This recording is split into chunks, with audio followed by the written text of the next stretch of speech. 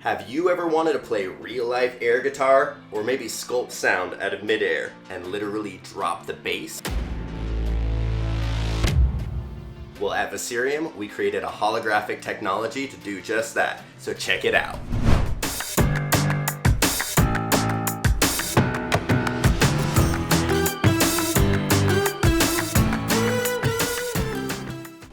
Last year, I became the world's third virtual reality DJ, and you can check it out here.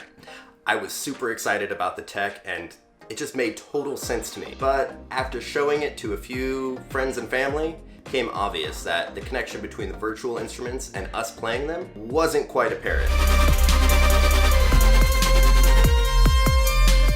So we kind of had to step up our game. That got me thinking, what could we do to make that connection more apparent?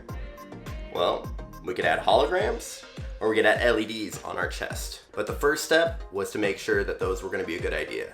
So at one of the rehearsals, I decided to do some rapid prototyping in the most ghetto way possible. We threw a white paper bag on my chest and projected onto it to see what it would look like with the blobs manipulating or the guitar. Yeah, it moves like half a step to the right.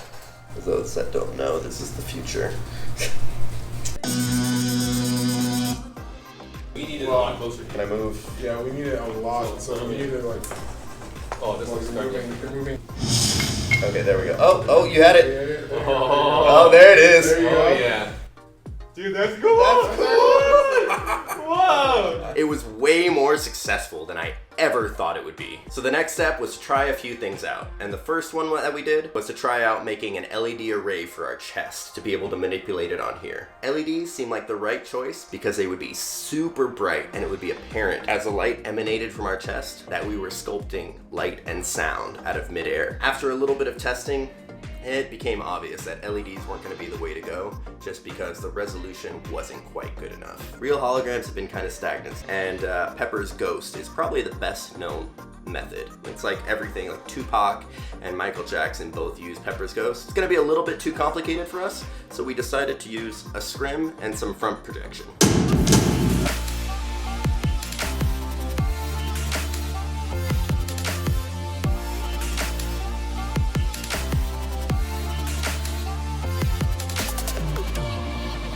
Now Mike had to do a bunch of code adjustments to make this work. So while Mike was working hard adjusting the programming, we decided to do some tests on our own. Now that we knew that was a success, all we had to do was match up everything our hands and body were doing with the movement. How hard could that be? During that test, Mike incorporated full body avatars, which are awesome, and it really shows that everything's being tracked. But the holograms were such a success that we're just going down that road for now. Is it actually Oh, well, it's working. Yeah. Oh, that's all connected. How's that look? Yeah, that looks Actually great. looks really good. Yo, fulfilling my dream of being a kung fu master. Full of me. That looks really good. Now that we actually have playable holograms, we had to come up with a first song, and I got to choose. So, being a huge nerd and video gamer, I chose The Legend of Zelda, so hope you enjoy.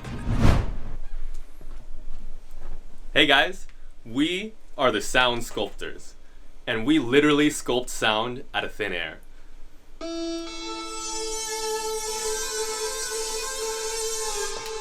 We're gonna use this to play some Zelda for you.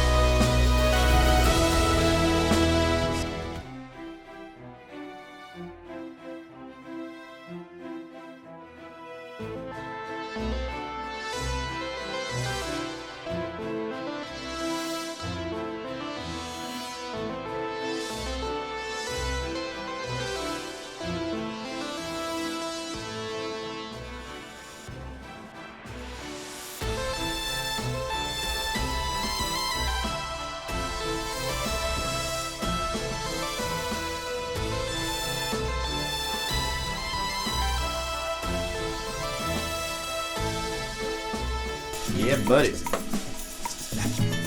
I don't know the next part, so I'm not gonna play it right off the bat.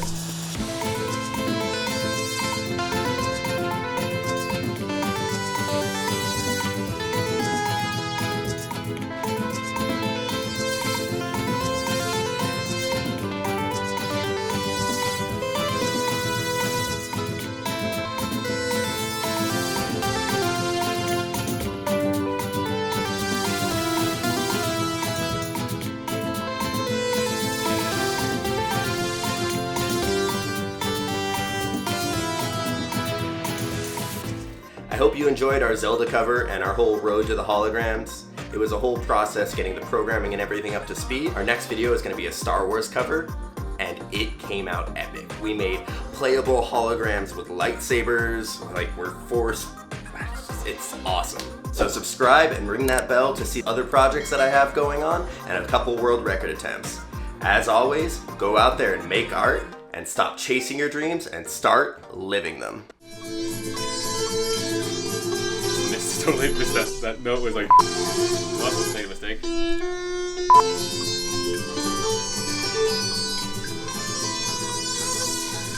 Yes!